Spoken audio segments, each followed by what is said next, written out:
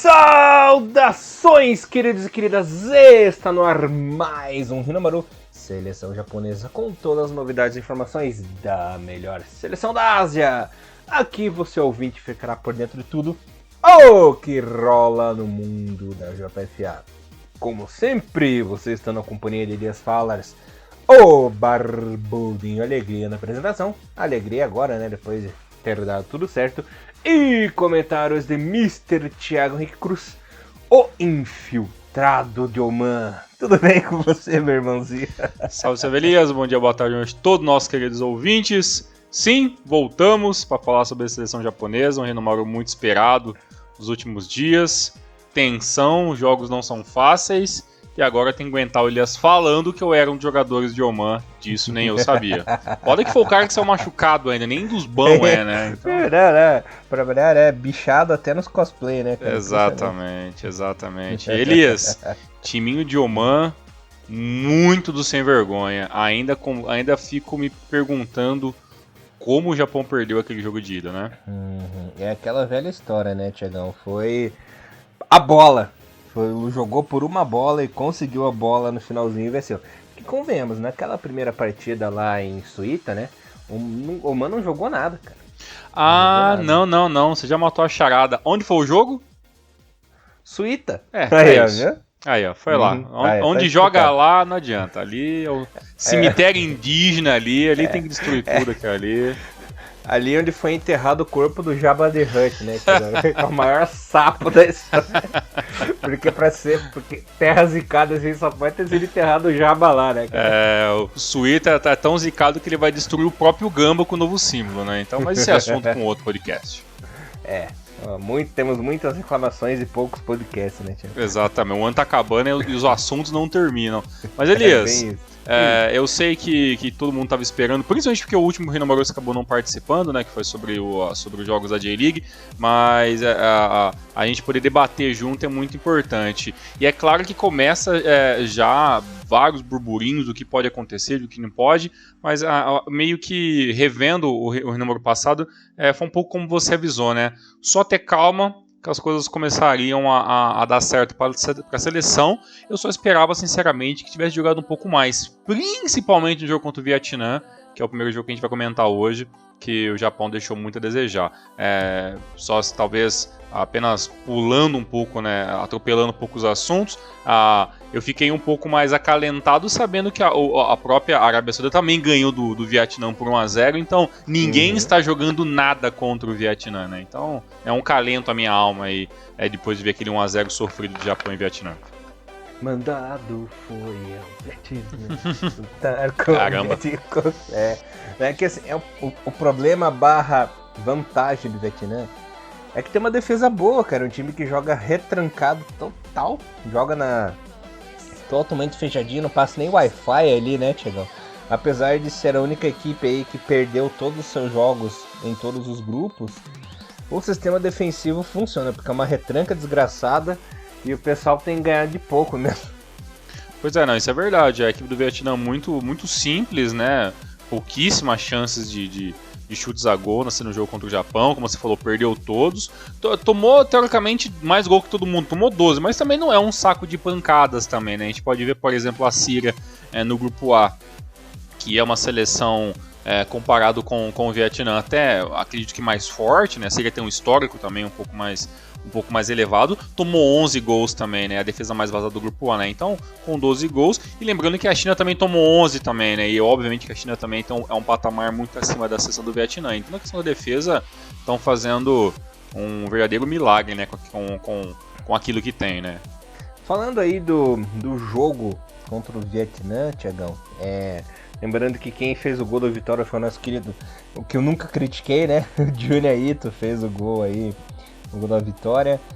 Nesse jogo, o Japão entrou em campo com Gonda, Yamane, Yoshida, Tomiyasu, Nagatomo, Aotanaka, Wataru Endo, Morita, no lugar do nosso querido Shibasaki, né?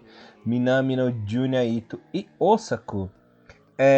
Não tem muito o que falar nesse jogo. O Japão até que agrediu, né, Tiagão, bastante, mas a famosa retranca do Vietnã não deixou saírem muitos gols, desperdiçaram muitas chances, né? Foi um verdadeiro caminhão de gols. É aquela velha história, né, Thiagão? Como o Japão tem a mira frouxa, né, cara? Impressionante. É uma coisa que me irrita demais. Entraram na etapa final e o nosso querido Asano, o Furuhashi, o Haraguchi e o nosso querido Shibasaki. Lembrando que Furuhashi tá igualzinho o Denis o Pimentinha, né? Você já viu o filme do Denis o Pimentinha? Por causa do cabelo, né? Do cabelinho, né? Meio tigela, né? Uhum. Realmente tem essa especificação. E como você falou, né? O Japão com a mira frouxa, né? Nas estatísticas, o Japão, obviamente, muito superior. 67% de posse de bola no tempo total de jogo. 13 tentativas de chute a gol, apenas 5, né, finalizações corretas, né?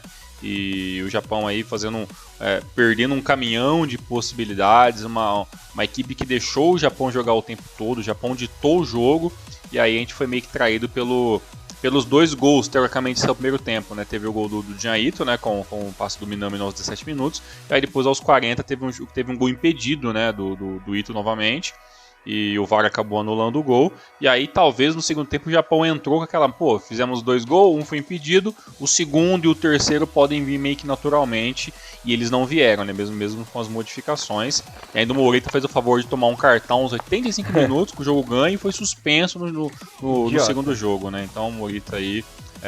Pra mim, Elias, posso já dizer que desse jogo, pra mim, um dos piores em campo foi o próprio Morita, né? Zicamos, coitado. E o Moriyasu não aprende, né? Aquela velha história de fazer 1-0, em vez de continuar agredindo para conseguir um segundo, um terceiro gol, não, né? Toca dali, toca daqui, toca de vai.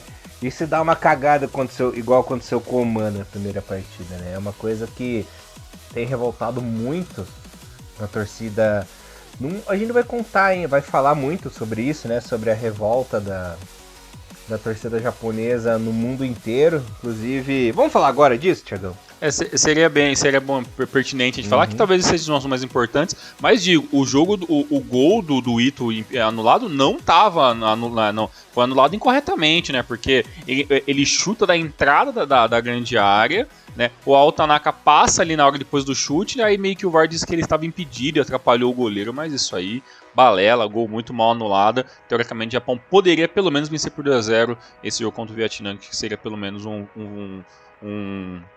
placar um pouco mais justo. Mas independente de Japão estar ganhando de 1 ou de 30-0, era inacreditável, né? Hashtag, né?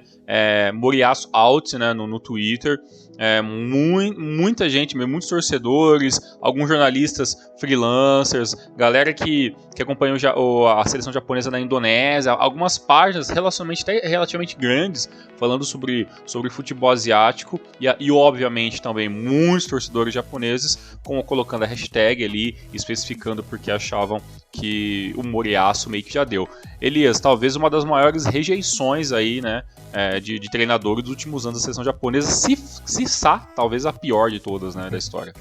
É um verdadeiro mutirão, né? Você vê que realmente é uma coisa que eu não via desde a época do Okada, né? Desde o Okada isso não acontecia. Nem o próprio Zaccheroni, nem o próprio Rally Rodinha, né, Thiagão? Teve toda essa rejeição.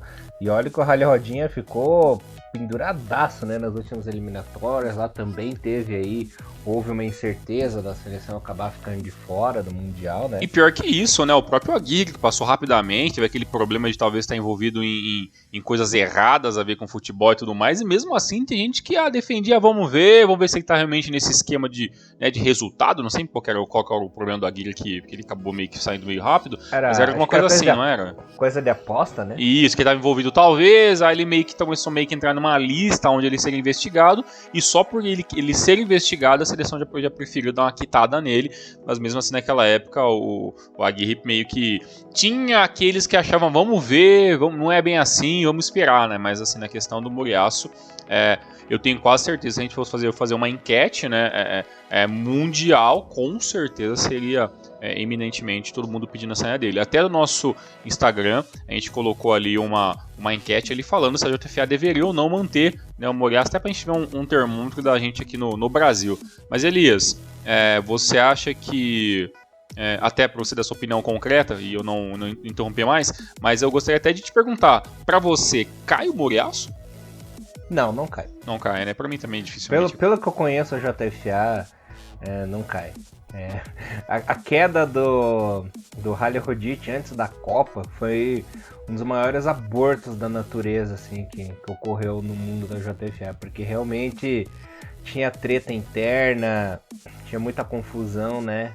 E principalmente pelos patrocinadores, né, Tiagão, que estavam forçando a barra ali. A gente sabe, acabou rolando isso, mas é difícil de acontecer, ainda mais agora que ele entrou na qualificação, né? Entrou na zona de qualificação, achou bem difícil disso acontecer, ainda mais como a gente conhece como que é a cartolada lá da JFA, né? Exatamente. E como eu até comentei no meu Twitter pessoal, pra quem utilizar o Twitter, aí o Elias não é muito assíduo mais dele, mas eu tô sempre lá no meu perfil, e eu até falei, né, existe o Moriaço, ele tá se segurando, abraçado ali nos resultados, né, e vem sendo positivos, né, o Japão voltou a jogar, voltou a melhorar, em muitas aspas, voltou a vencer, né? O que para muita gente vencer é automaticamente melhorar o sistema de jogo, é uma coisa que eu acho muito errada, né? Uma maneira errada de você ver como o jogo desandou, né? E esses resultados meio que mantêm o Moriaço na seleção, e se continuar vencendo por 1-0, sofrendo, tendo, né, jogando mal ou não, já ele vai acabar sendo o nosso treinador para a Copa do Mundo, querendo ou não, né? Até porque não seria algo histórico, né, na seleção, né, fazer uma troca de técnico aí há pouco menos de um ano para a Copa do Mundo, com chances reais de classificação direta, finalmente, né, com essas 2 vitórias. Então também não vejo essa audácia toda, né? Assim, para trocar em miúdos falta bolas, né, para a JFA em alguns momentos, né, e acredito que não vai ser agora que vai mudar isso, não. Bem difícil de acontecer mesmo. Uhum. Tanto que recentemente a gente conversando até em off com o Thiago Bontempo sobre a questão de seleção 2006 e tudo mais, né? O Bontempo tá revendo jogos e fazendo uma pesquisa bem intensa sobre isso. E se você não prestar atenção direito, a gente, na verdade, ele contou isso pra gente, tinha muitas notas em alguns jornais ali da galera, talvez ali meio que puxando um pouco mais ali a rédea do Zico ali na seleção 2006 e tal coisa assim, ficou ali muito resquício ali, né? Pouquíssimas pessoas sabem, né, fora do Japão, que nem todo mundo amava o Zico de paixão na seleção 2006, né? Então, e mesmo assim, né, o cara foi pra Copa e tudo mais, então esse exemplo que a gente dá mostrando que desde sempre, talvez tem torcedores que não gostam, né, da postura de um treinador, e não quer dizer que a JFA vai acabar adotando isso, né? Não é uma instituição que cede muita pressão popular, né? Então, desde a época do Zico, né, que não existia uma seleção tão forte, tão talentosa como eu já venho dito anteriormente, né, nos outros programas, que essa seleção até é mais forte, mais talentosa que a própria geração de ouro, né, Thiago? Sim. Que realmente é um time muito bom, pelo tanto de jogadores que atuam no futebol europeu, pela rodagem, jogadores novos que já têm essa experiência europeia, né, tem esse currículo, essa mala cheia aí. E desde a época do Zico que um treinador não consegue extrair todo o potencial dos jogadores, né? É complicado. Uma das melhores, a melhor geração do futebol japonês tá sofrendo tanto para conseguir uma classificação, né? Que seria bem mais fácil, bem mais simples se tivessem essas 100% de condições, se o treinador conseguisse extrair o que os jogadores conseguem fazer em seus clubes, né? O verdade, a gente sabe como é que essa galera joga bem, né? Isso que tem irritado a torcida, e a torcida tá vendo isso, né? Por isso que tem tanta pressão e raiva, estão pedindo a cabeça do malucão. Exatamente, né? São 3 jogos, 3 vitórias, né? Depois daquela derrota contra a seleção da Arábia Saudita, né? O Japão consegue então 9 pontos, né, nos últimos 3 jogos, com a ajuda da Austrália, que acabou empatando, né, nessa rodada. O Japão assume, né, a segunda colocação do grupo, e o jogo contra o Oman não foi mais bonito, né, do que o jogo contra o Vietnã, e digamos que foi um jogo até mais nervoso pra gente que estava assistindo, né, porque o gol praticamente foi sair no final do jogo novamente, né, então mais aquele jogo que você fica 10 minutos, né? Exatamente, fica ali roendo as unhas e vendo, e assim, eu até lembro que nas últimas Copas do Mundo, às vezes é normal você acabar perdendo um jogo ou outro, né? E indo atrás depois de um jogo completo, para você fazer uma análise melhor, pra gente poder fazer um podcast, ou até antes mesmo do podcast, a gente querer rever o jogo, como foi, né? A eliminatória 2010 e tal.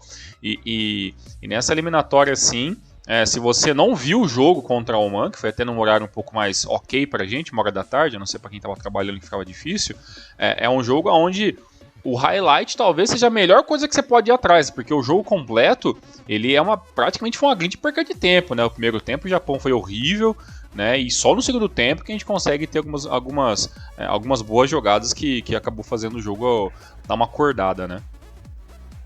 Foi duro, né? Foi duro de assistir o jogo. Inclusive foi uma partida muito parecida com a das últimas eliminatórias, né? Que teve entre Japão e Oman lá em Muscat, que foi 1-1, se não me engano. Eu não lembro pra qual eliminatória que foi. Pra 2010 não foi. Sabe que bateu aquele branco na cabeça agora? Talvez pra 14, talvez, não lembro. Não, foi pra Copa de 2010, sim, 2010. Só que era na fase de grupo. Foi 1-1, se não me engano. Tamada levou um pênalti lá, que acabaram empatando o jogo, mas foi sofrido também. Lá é muito chato de jogar, geralmente o jogo lá em Oman é muito feio, né? E não foi diferente dessa vez, né? Lembrando que o Japão repetiu a escalação, né? Com Gonda, Yamane, Yoshida, Tomiyasu, Nagatomo, Minamino, Endo, Shibasaki entrando no lugar do suspenso Morita, né? Que fez cagada. A Otanaga, Junya Ito e Osako, né? Entraram aí na etapa final passando, pra variar, né? Isso aí é de praxe. Furuhashi, Haraguchi, Menino Mitoma, finalmente jogando aí nessa partida. E o Nakayama. E a assistência foi no Menino Mitoma, né? Ó, tá aí, ó. A gente pede tanto, a gente fala tanto. A gente não enche o saco assim, sem razão, né, Tiagão? A gente sabe, a gente analisa, sabe o que é o bom para nossa seleção. E tá aí o resultado, né? Assistência do nosso querido Menino Mitoma pro gol do Junya Ito. E pra quem não sabe, é o jogador que eu fico zoando o Thiagão com a camisa 11 lá de Oman, que é o Al-Sabi, né? Se não me engano, até foi ele que fez o gol na primeira partida lá em Suíta, né? Acho que foi ele mesmo. Então, o Thiagão, traidor, né? Olha aí. Ele que resolveu virar o servo de Abdu, né? Virou a casaca. Mas dessa vez não deu certo. Jogaram lá esses 7 bestas no Thiagão e ele saiu machucado desse jogo. Ainda ele saiu machucado no meio tempo, né? Mas aí uma coisa que eu não posso deixar de maneira nenhuma de citar nesse podcast hoje é que a gente a gente tá sempre falando sobre o Shibazaki, né? E ele teve mais uma chance de começar a titularidade, talvez uma redenção, né? Que é uma frase que a gente utiliza muito aqui no Renomaru, né? Redenção de um jogador em tal partida. E o Shibazaki, ele saiu da maneira mais triste possível desse jogo, né? Substituído no primeiro tempo, se queimando completamente com o público. E olha, Elias, eu vejo o Shibazaki mais uma vez amargando aquele banco, sabe? Então, talvez toda a nossa expectativa no Shibazaki de fazer alguns bons jogos para a seleção, voltar a fazer bons jogos na seleção quando ele foi descoberto lá anos atrás, mas cada vez mais longe. O primeiro tempo é horrível, o Shibazaki não fazendo nada no primeiro tempo, acabou sendo substituído, tanto que toda a marcação e a pressão que o meio-campo acabou ficando nas costas do Wataru Endo, que acabou até tomando um cartãozinho depois no segundo tempo, e aí substituído no comecinho do segundo tempo, né, praticamente no banco na troca de tempos ali, e o Mitoma jogando muito bem, o Furuhashi também entrando muito bem, dando mais vida, né, na equipe. Entrou também o Nakayama no lugar do Nagatomo, que também é algo que a gente tem que comentar hoje, essa longevidade do Nagatomo que começa a ser questionada por muita gente, mas é um assunto para daqui a pouco. E o Furuhashi e o Mitoma dando pelo menos um pouco mais de gás na parte de jogadas individuais, né? Os dois tentando puxar a bola para dentro, tentar o drible, né? E tentar marcar mais de frente ali os seus marcadores, porque o Japão durante todo o primeiro tempo não fez praticamente nada, foi literalmente um chute a gol, né? Literalmente, né? E ainda foi um chute horrível do Ito ali, que acabou se redimindo na segunda etapa, e quem vê apenas os dados do jogo, né, acabou não acreditando muito nessa nossa análise, né, Elias? Foram 64% de posse de bola, 14 chute a gols, apenas 4 finalizações corretas, né? E dessas 4, além do gol, tivemos ali mais algumas chances reais no final do jogo, mas o jogo acabou ficando no 1-0 ali no passe do Mitoma, que acabou encontrando o Jean-Eto dentro da área para fazer a finalização. Eu já acho assim que o Shiba ele foi substituído nessa partida por questão tática mesmo, né? O Muriaço deixou o time um pouco mais ofensivo, tanto que trocou o Shiba pelo menino Mitoma, né, Thiago? Dando mais mobilidade. Que a gente sabe que o Shibasaki ele é bom de passe, mas não é bom de drible, não tem aquela correria, não tem todo aquele molejo do Mitoma, né? Então, sim, eu acredito que foi mais por isso mesmo, para deixar o time mais forte na parte ofensiva, o que acabou dando certo, né? Eu não vejo assim, espero que não, né? Espero que não tenha sido uma questão de queimar cartuchinhos do Shiba, né? Assim, um que eu vou falar pra você que até mais do que o Shibazaki, me gritou os olhos vezes nessa partida foi o Minamino, né? Minamino, assim, um primeiro tempo horrível, né? Pouquíssimas ali chances, ele errando alguns passes bobos. Cagou também. Exatamente, e aí, assim, o Mitoma também foi substituído também na segunda etapa, né? Foi a saída dele para entrar o Furuhachi. E, assim, Minamino, irreconhecível, né? Nesses últimos 2 jogos da seleção, então realmente.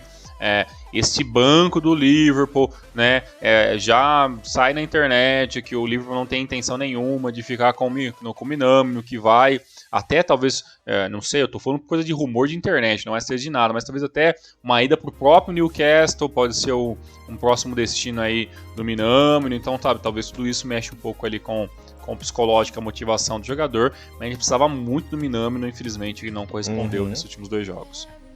A água de Liverpool não tá fazendo tão bem pra ele, né? Quando ele tava atuando pelo Southampton emprestado, ele tava jogando melhor. Mas é aquela velha história, né, Thiago? Aquela quebra de ritmo. O jogador fica no banco, não tem toda aquela intensidade, como é que se fala? Ritmo de jogo, né? E tudo. Então é complicado, cara. E quanto ao Nagatomo, que você havia comentado, sabe que apesar dele estar velhinho e tudo mais, eu já sou da opinião oposta, né? Ainda dá pra manter, ele tem lenha pra queimar ainda, até pra ser titular em Copa do Mundo, né? Antes, ano passado ele não tava tão bem assim fisicamente, mas desde que ele voltou ali pro Tóquio, né? O preparo físico dele tá melhor, cara. Eu ando observando isso. O mais maluco é que você vê 2 jogadores muito, muito veteranos e muito importantes para a seleção do óbvio, Nagatomo dispensa comentários, né? E também o Sakai também, que acabou ficando no banco, acabou nem sendo utilizado, né? E são 2 jogadores que com uma experiência internacional inquestionável, né? Ambos ali, principalmente o Nagatomo. E eu, sinceramente, até gosto muito do Nagatomo e até quero ver ele na Copa do Mundo, né? Então acho que, como você falou, tá velhinho e tal, mas tá dando conta do recado, né? É claro que todo mundo quer ver ali o Nakayama, né? A todo custo na seleção e tudo mais, Nakayama, assim, eu sinceramente acho o Nakayama um pouco cru ainda. Tudo bem, ele é mais rápido, ele é mais ofensivo do que o Nagatomo, né? Se a gente for lembrar lá do Nagatomo de 2014, 2015, ele era muito ofensivo, né? O Nagatomo, né, de anos ali jogando ali como um homem surpresa ali, né, da equipe da Inter de Milão, era um outro jogador. Esse Nagatomo de hoje ele é muito mais marcador, né? O cara mais da marcação, né? Então acho que é interessante manter ele na equipe. Então eu tô contigo. Gostaria de ver o Nagatomo, até porque não vem jogando mal, né? O problema não é ele o problema da seleção, né? Por outro lado, Tiagão, vendo assim a questão de Copa do Mundo, seleções europeias, seleções sul-americanas, né? É um ritmo completamente diferente. Uma coisa é você ficar atuando na Ásia aí contra essas moscas mortas e tal, sim, né? Não, com todo respeito a todo mundo, né? Mas você entendeu. Agora, pegar o ritmo da Copa do Mundo, enfrenta uma seleção africana que é super rápida, tem aquele físico muito forte, né? Eu já não sei como que 90 minutos com certeza ele não ia aguentar, né? Nessa pegada. Mas pelo menos um bom primeiro tempo dava, né? Começando em segundo tempo e tal. Essa que é a chave da questão, né? Também tem esse lado. Mas mesmo assim, eu ainda acho ele muito acima dos outros. E uma coisa tem que deixar bem claro sobre a questão de laterais, né? Tudo bem, eu acho muito legal, né? O Miki Amani ali jogando e tudo mais, mas ele levou uma corridaça do ponta, camisa 19, da equipe ali do Dioman, que foi inacreditável, né? O cara correu nas costas dele, deixou o Amani catando o cavaco. Então, assim, por mais que o Amani tenha 27 anos, eu não tinha nenhum garoto, mas é um jogador muito importante aí, vestindo a camisa do Frontal e tudo mais nas últimas temporadas, não é também aquele lateral que de brilhar os olhos também, porque se tá tomando corrida do jogador Dioman, que sai em Copa do Mundo, né? Então, a lateral do Japão é meio terra de ninguém, né? Tirando a galera que tá se aposentando, quem vir, a gente vai ter que ter muita paciência. E digo mais, viu, Elias? Até espero que alguém relembre desse podcast no futuro. Eu até gostaria de deixar aqui claro uma opinião minha, que eu acredito que se o Japão continuar nessa pegada de laterais, a chance do Japão voltar a jogar com 3 zagueiros num futuro muito próximo é muito grande, na minha opinião, porque nem o próprio Nakayama que tá vindo aí me deixa assim 100% seguro, sabe, de jogar realmente ali um 4-5-1, tá? Eu vejo cada vez mais longe o Japão ter 2 laterais de ponta como tiveram ali nas últimas temporadas. Eu acho que uma outra maneira de jogar com esses laterais vai ter que ser revista, porque do jeito que tá, só trocando as peças e mantendo o mesmo sistema tático, não sei até quando isso vai funcionar também não. O fantasma dos 3 zagueiros. O Elias que é um fã assíduo dos 3 zagueiros, né? Claro, eu amo. Assim como você ama São Paulo. Exatamente. Mas independentemente de tudo isso, né, Elias, você deve ter ficado muito assustado com o fato da Austrália ter conseguido não vencer a China. Proeza. Né? Essa proeza, né? Começa a ganhar o jogo, né? Se não me engano, foi com um gol do Duck, se não me engano, se eu não estou completamente maluco. Depois pode até confirmar para mim. E depois acabou tomando ali tava fazendo um pênalti bobo ali no segundo tempo. E aí o Yulei acabou fazendo o gol ali, convertendo. E faltando mais de 20 minutos, exatamente, mais de 20 minutos tentando fazer o gol, não consegue, e a China consegue arrancar um empate guerreiro, né, jogando em casa aí contra a seleção da Austrália, o que ajudou muito o Japão. Uhum. Foi o Duck mesmo que fez o gol no primeiro tempo, você tem toda a razão. Da Austrália / Japão, né? Exatamente. Aí de pênalti o empatou, o único que presta nesse time. Literalmente, o único que presta nesse time aí. Porra. Com esse empate, a Austrália conseguiu a proeza de ficar atrás do Japão. Agora, nesse momento, eu vou contar como é que tá a classificação, galera. A Arábia Saudita continua impecável, né? 16 pontos aí em 6 jogos. Teve só aquele empate, um empate e 5 vitórias, né? O Japão termina o ano de 2021 na zona de classificação, em segundo lugar, com seus 12 pontinhos. Tá melhorando. Em seguida temos a Austrália em terceiro com 11 pontinhos, um atrás do Japão. Lembrando que para quem acabou escapulindo da memória, né, os 2 primeiros conseguem aí a qualificação direta, né, para a Copa do Mundo. O terceiro colocado enfrenta o terceiro colocado do grupo A em jogo único, é uma repescagem aí de jogo único. E o vencedor dessa partida espera o sorteio, outro sorteio de repescagem, né? Pode enfrentar alguém da América do Sul, alguém da CONCACAF ou alguém da Oceania, também em jogo único. Então é bem complicado, as eliminatórias estão bem mais difíceis, né?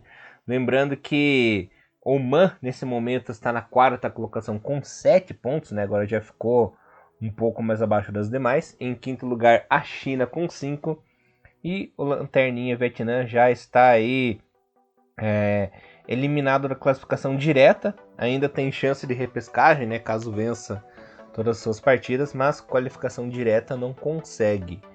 No grupo, falando um pouco do grupo A também, Thiagão, como que está a qualificação até o momento, o Irã é o líder com 16, Coreia em segundo com 14, no momento classificados para a Copa.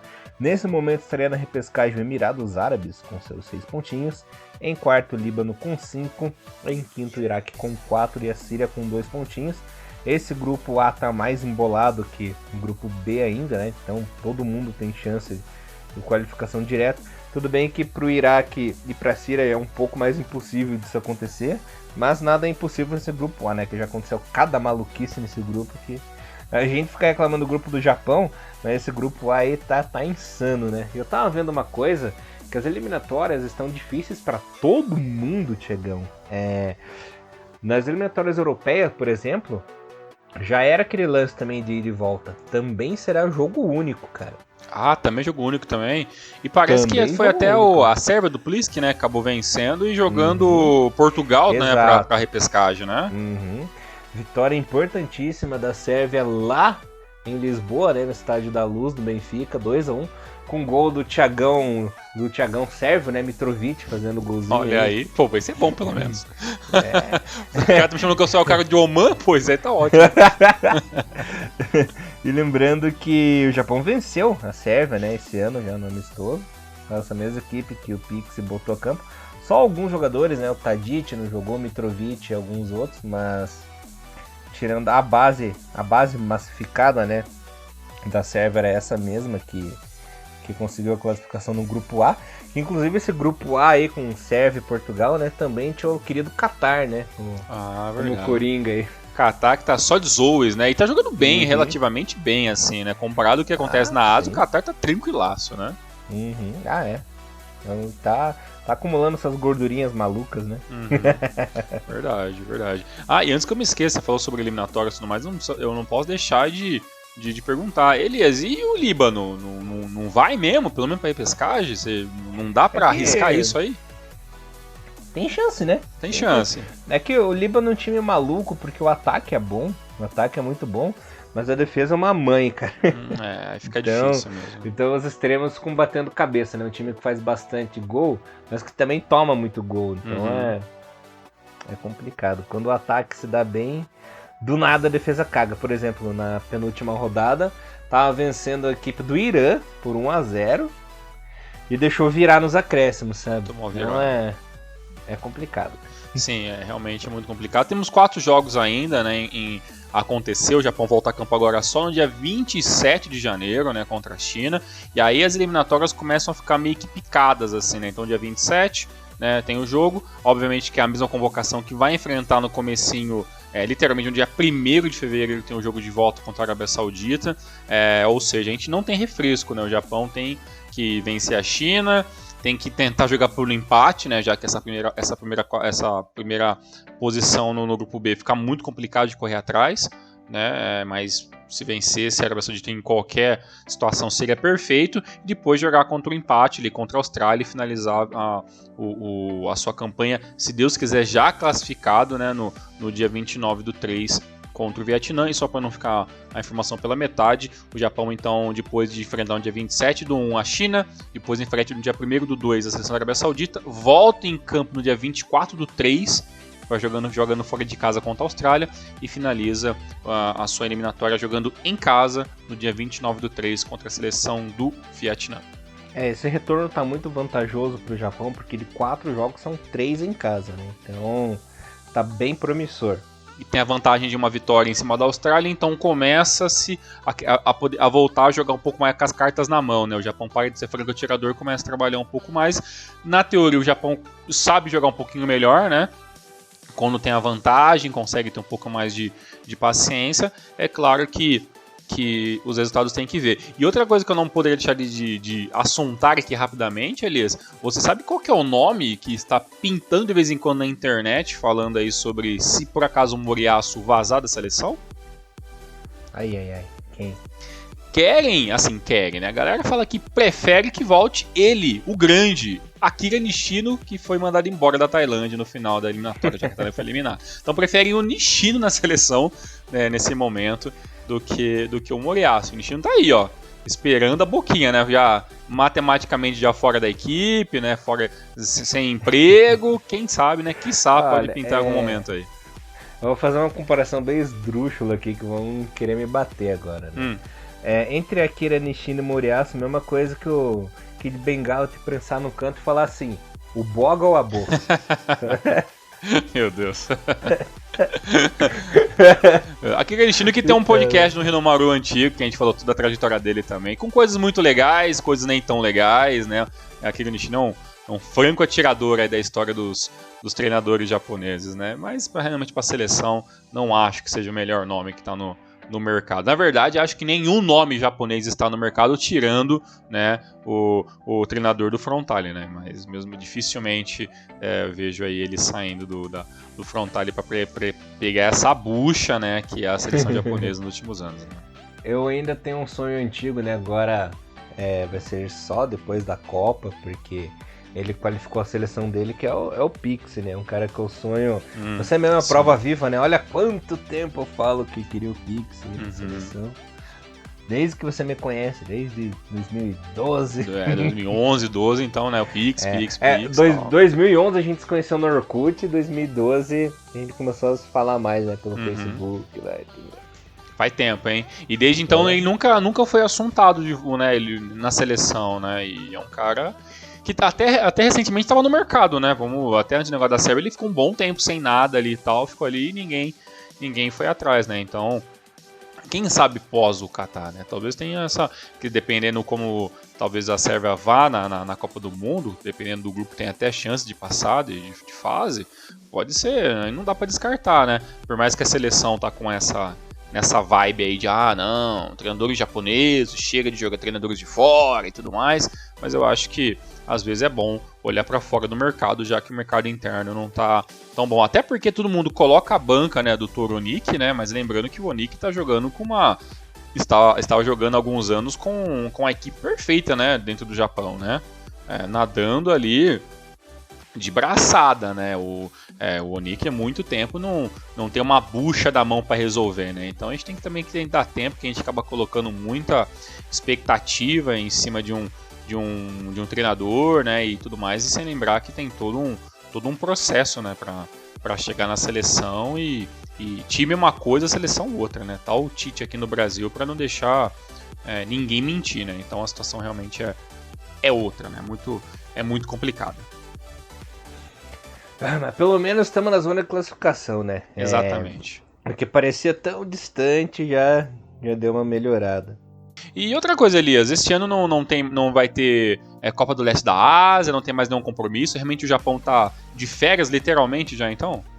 Isso, sabe o que aconteceu? A Copa do Leste Asiático, que sempre tem no final do ano, né? Foi transferida para metade do ano que vem. Ah, legal. Por causa das eliminatórias. Entendi. Vai ter, mas vai ocorrer.